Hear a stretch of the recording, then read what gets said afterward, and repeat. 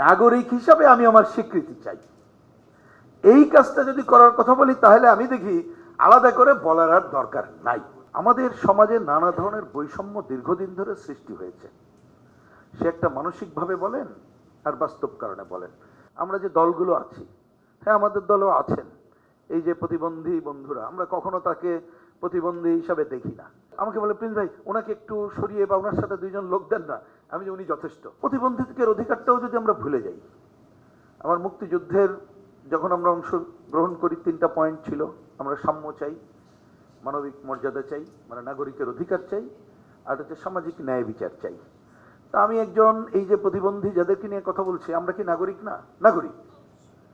তাইলে আমি যদি কথাটা এটা বলি, নাগরিক হিসাবে আমি আমার স্বীকৃতি চাই।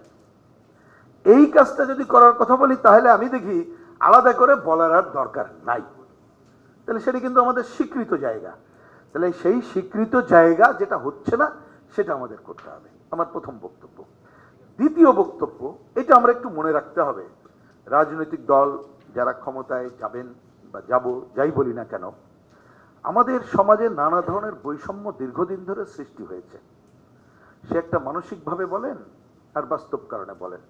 আমার সংবিধান কিন্তু এই বৈষম্য মুক্তির কথা বলছে।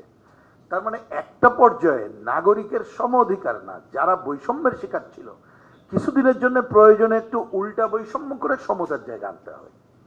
তাহলে এই দুইটা ভিত্তির উপরে দাঁড়িয়েই যদি আমরা কথা বলি, তাহলে আমার বিবেচনায় আমরা অনেক দূর আগাতে পারবো বলে আমার মনে হয়।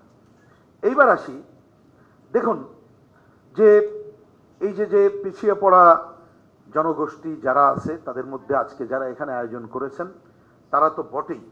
তাহলে এক্ষেত্রে তো দরকার কি? প্রথমে হ্যাঁ আমরা কথায় কথায় প্রথমে আইন নিয়ে কথা বলি, আইন লাগবে, আইন হলে বলে বিধিমালা কই, তাই না হলে তো বাস্তবায়ন করতে পারছি না।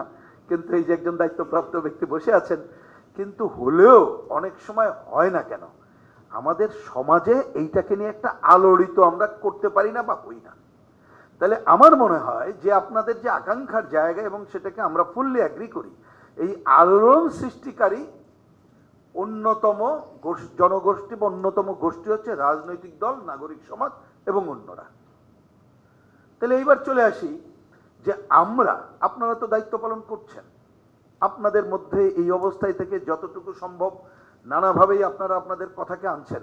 আমরা যথার্থ সময়ে যথার্থভাবে এটাকে সুনির্দিষ্ট করতে পারি কিনা, এটাই বোধহয় অন্যতম দেখা দরকার বলে আমার মনে হয়। আমরা যে দলগুলো আছি, হ্যাঁ আমাদের দলও আছেন এই যে প্রতিবন্ধী বন্ধুরা, আমরা কখনো তাকে প্রতিবন্ধী হিসাবে দেখি না। আমাদের দলে আমি হয়তো এখন সুনির্দিষ্ট তথ্য দিতে পারবো না, আপনাদেরকে বলতে পারি আমাদের বিভিন্ন ইউনিটের সভাপতি, সাধারণ সম্পাদকের দায়িত্ব কিন্তু তারা পালন করেন। এটা যে কোনো সময় আমাদের অফিসে আসলে আমি তালিকা সহ আপনাদেরকে দেখাতে, সংখ্যা খুব একটা বেশি না, হয়তো অল্প দু একজন, কিন্তু এটা আছে। আপনারা আমাদের মিছিলগুলোতে গেলে দেখবেন যে এই মিছিলের মধ্যেও কিন্তু একেবারে অনেকে একটু ভয় পেয়ে যায়। আচ্ছা আমাকে বলে, প্রিন্স ভাই ওনাকে একটু সরিয়ে বা ওনার সাথে দুইজন লোক দেন না, আমি যে উনি যথেষ্ট, উনি প্রয়োজন হলে বলবেন, ওনাকে ওনার মতো চলতে দেন, মানে নিজের মতো করে দাঁড়ানোর জায়গা। এবং প্রথম দিকে আমি আপনাকে এটাও বলতে দ্বিধাদ্বন্দ্ব নেই, প্রথমে যখন আসতো একটু সবাই আচ্ছা জায়গা দেন, এই সেই যে হতো, এখন কিন্তু সেটা আর হয় না, একটা সাবলীল হয়ে গেছে। যখন তার সম্পর্কে জানা বোঝা হয়ে গেছে, আরে উনি আসলে এটা কোনো ব্যাপার না, এটা পারছেন। তার মানে পারসেপশনগুলো এগুলো বাস্তবতার নিরিখেই এইটাকে নিয়ে যেতে হয়। তা আমি আজকে এখানে বলি, আমার দলের দিক থেকে আমার কথা বলি যে আপনারা আজকে যে দৃষ্টি আকর্ষণ করছেন, আমরা এই বিষয়ে আরও চেষ্টা করব। এবং আজকে আমি এখান থেকে ফিরে যাওয়ার পরে আমি বলেছি যে আমার একটা প্রেসিডিয়াম মিটিং, আমাদের কেন্দ্রীয় কমিটির 2 কেন্দ্রীয় কমিটির মাধ্যমে সর্বোচ্চ ফোরাম, অনেকগুলো আলোচনা আছে, আমি এই কথাগুলো যেই এখনই যে বলতে পারবো।